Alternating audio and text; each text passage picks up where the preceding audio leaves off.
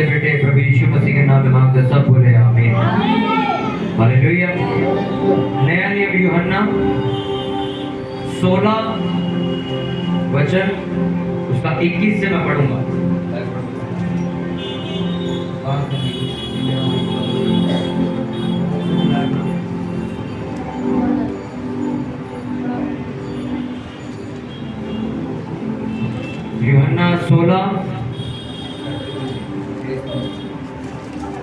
यूहन्ना 16 उसका 21 से मैं पढ़ूंगा इसको।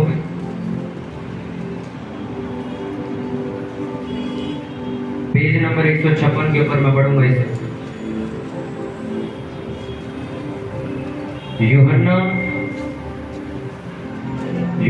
16 उसका 21वां वचन हम पढ़ेंगे। निकाल लिया सबने?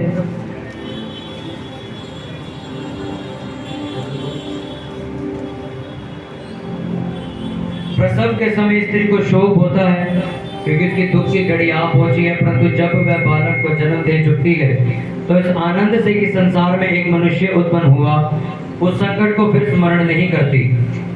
उसी प्रकार तुम्हें भी अब तो शोक है, परंतु मैं तुमसे फिर मिलूंगा और तुम्हारे मन आनंद से भर जाएंगे और तुम्हारा आनंद कोई तुमसे छीन न लेगा। उस दिन तुम मुझसे कुछ न पूछोगे।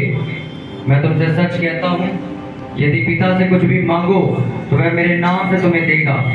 अब तक तुमने मेरे नाम से कुछ नहीं मांगा, मांगो तो पाओगे ताकि तुम्हारा आनंद पूरा हो जाए। सब बोलो आमीन। अपनी पड़ोसी को 2 बार बोलो, मांगो तो दिया जाएगा।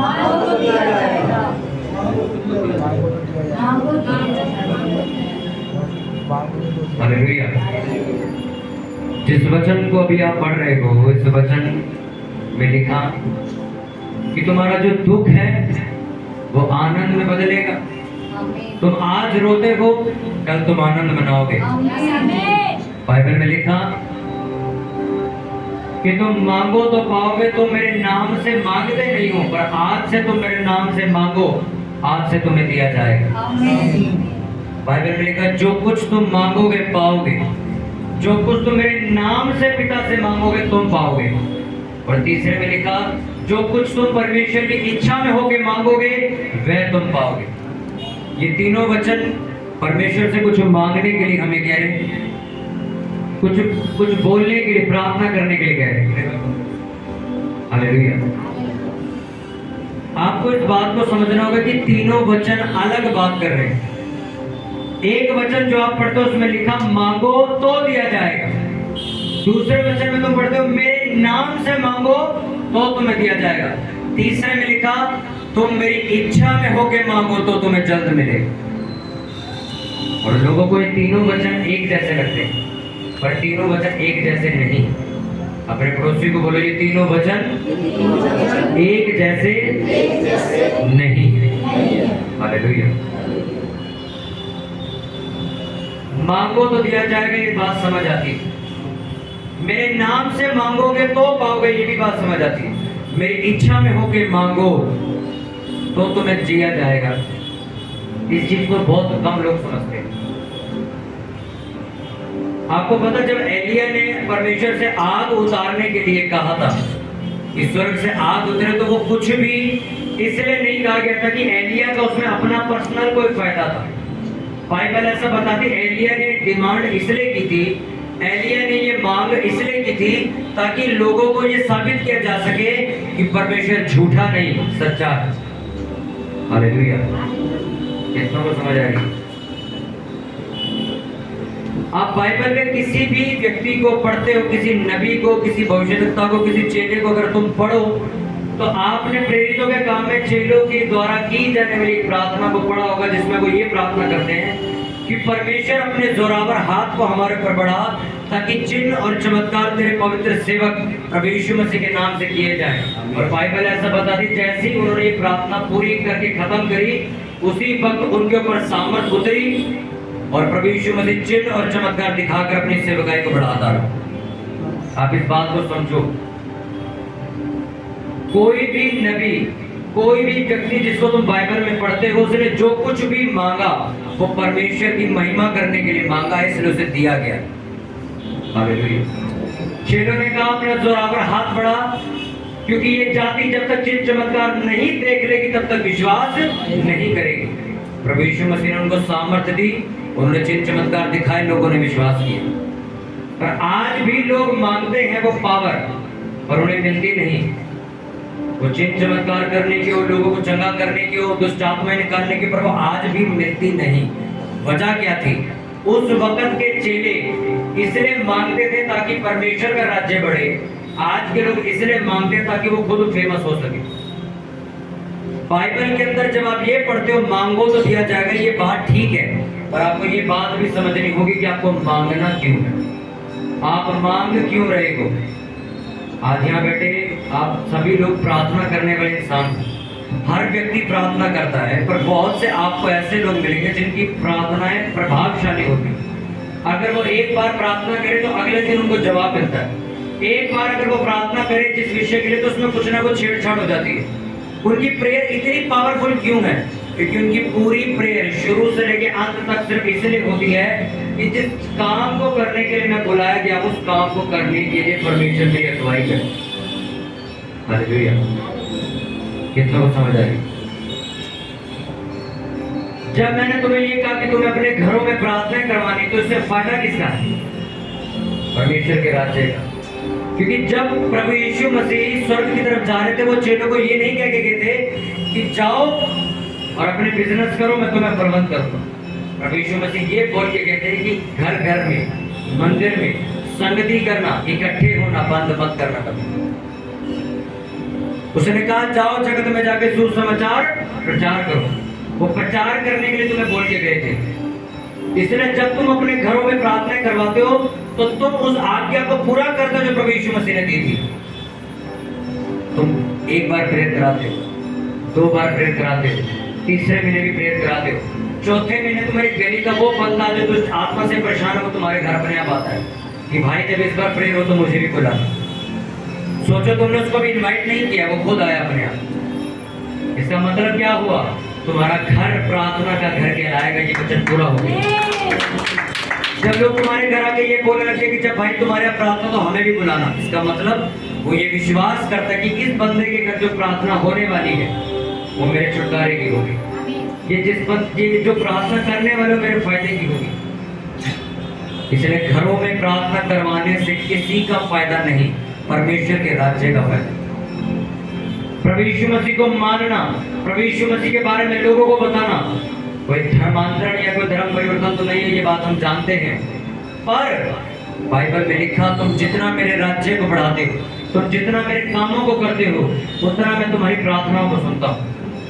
एक ऐसा व्यक्ति जो लालच करके परमेश्वर के पीछे चला, तब तक चला जब तक उसको किसी ने रोक नहीं दिया। हाँ, जब तक मेरे घर वाले मुझे मना नहीं करते थे तब तक मैं चर्च जा रहा हूँ। जिस दिन मना करते थे उस दिन प्रभु यीशु मसीह खत्म है मेरे लिए। और कुछ ऐसे लोग हैं जो सब कुछ गवा के प्रभु यीशु मसीह के पीछे चल रहे हैं। तुम्हारी प्रेयर से किसका फायदा हो रहा है? तुम्हारी प्रेयर एक स्वार्थी प्रेयर बन चुकी है तो वो प्रेयर बेकार हो चुकी है। आपका प्रार्थना करना अगर फायदा नहीं करवा रहा वो परमेश्वर के काम का, तो वो प्रेयर किसी काम की। तुम अपने फाइनेंस के लिए प्रेयर करो, अपनी बरकत के लिए प्रेयर करो, परमेश्वर से मांगो कि प्रभु मुझे बरकत दे, मैं गरीबी में नहीं जीना चाहता। पर तुम पैसा सिर्फ इसलिए मांग रहे हो कि तुम अपने ऐशो आराम से भूख सको। बाइबल में लिखा तुम मांगते हो तुम्हें मिलता नहीं क्योंकि तुम अपने भोग और विलास के लिए इसे मांगते हो। हालेलुया। कितनों को बात समझ आ रही? क्यों मांगते हो परमेश्वर से? उसका कारण क्या है? परमेश्वर मुझे अनुग्रह दे, क्यों दे? पता नहीं, पर दे। परमेश्वर मेरे कमाई में बरकत दे, क्यों दे? अगर तुम्हारी प्रेयर ये है तो ये असफल प्रेयर। अगर तुम्हारा मांगना, तुम्हारा प्रेयर करना ये है कि प्रभु मुझे काम चाहिए ताकि मैं तेरे सेवा में पैसे खर्च कर सकूं, मुझे काम चाहिए ताकि मैं तेरे भवन के लिए कुछ कर सकूं, मुझे काम चाहिए, मुझे पैसा चाहिए ताकि मैं सुसमाचार करवा सकूं, मैं मीटिंग करवा सकूं, मैं ये करवा सकूं, मैं लोगों को खिला। तुम्हारी प्रेयर इसलिए है कि सिर्फ तुम्हें फायदा मिले।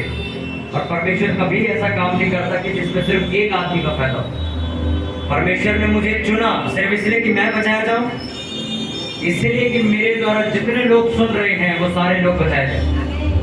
उसने सबके बारे में सोचा। हालेलुया। दाऊद को राजा सिर्फ इसलिए नहीं बनाना था कि वो बड़ा ईमानदार था, उसका फायदा करवाने के लिए। दाऊद को राजा इसलिए बनाया गया कि जब शाऊल का राज्य था तो लोग यहोवा के पीछे ईमानदारी से नहीं चलते थे। तो परमेश्वर ने कहा अगर दाऊद राजा बनेगा तो ये पूरे देश को, पूरी प्रजा को, पूरे गांव को मेरे पीछे चलाएगा। और वो हुआ भी। नेहेमिया को क्यों बोला गया मंदिर बनाने के लिए? क्योंकि वो जानता था अगर जब नेहेमिया मंदिर बनवाएगा तो वो सबको एकजुट करेगा।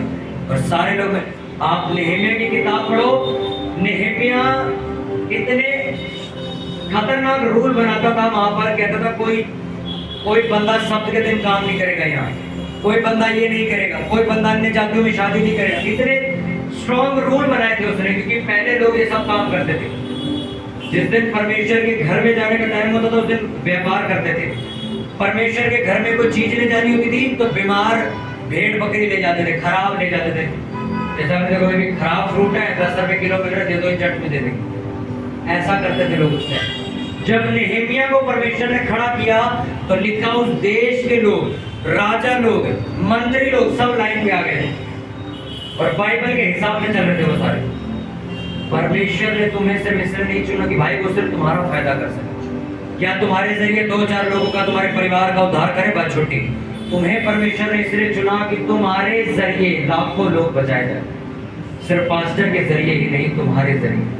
तुम ऑफिस जाओ, तुम्हारे जरिए ऑफिस के लोग उद्धार पाए। तुम कहीं रिश्तेदारी में जाओ, तुम्हारे जरिए वहां रिश्तेदारी उद्धार पाए।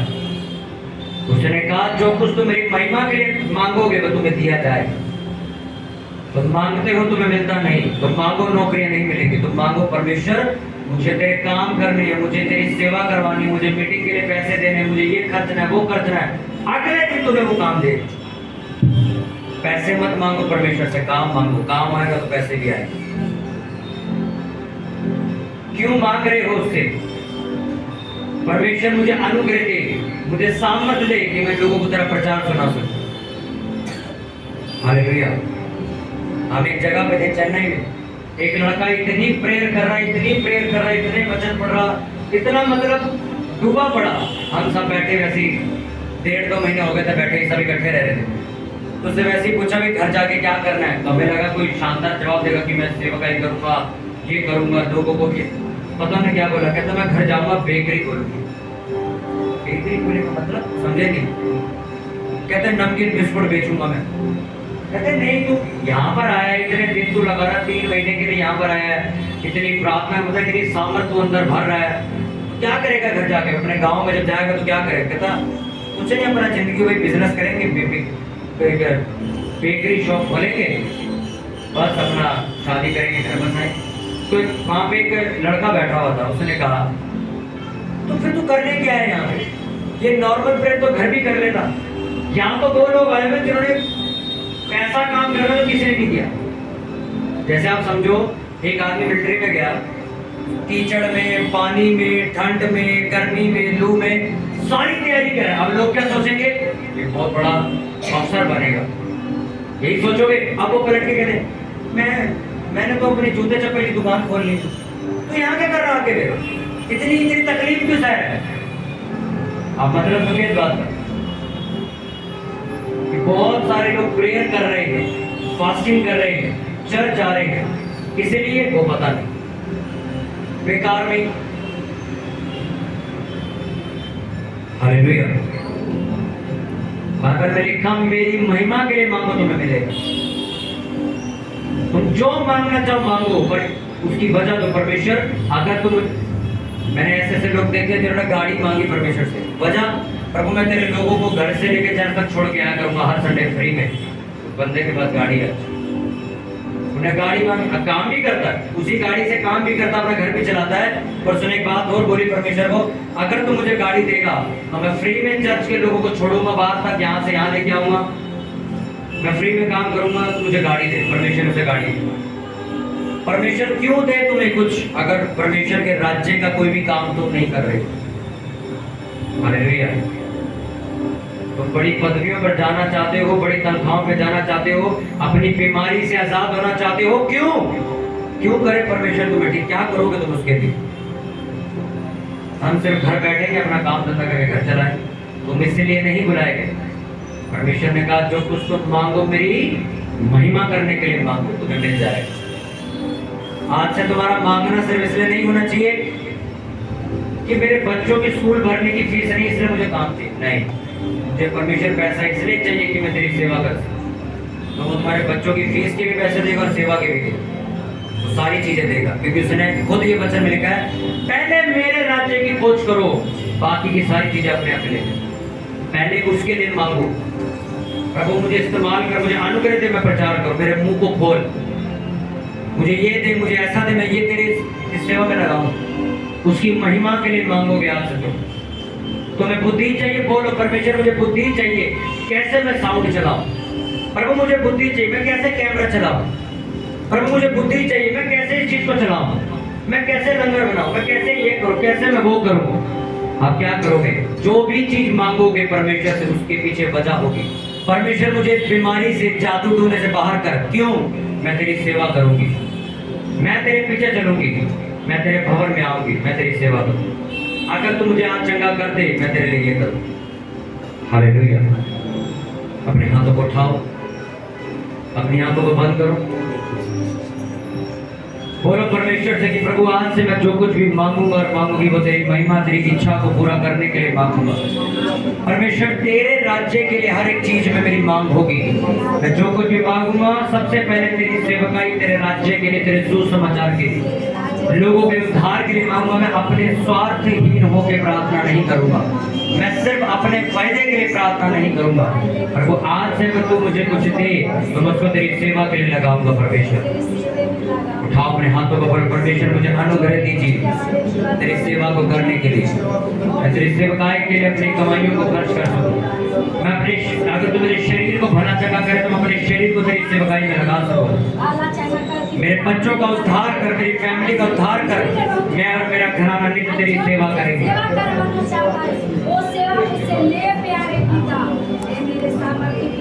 तेरी इच्छा पूरी हो के हमारे हड्डियों में जानों के दे पिता, कमाई में आशीषों के दे पिता, ताकि हम और बीज बढ़ा के बोल सकूं पिता परमेश्वर।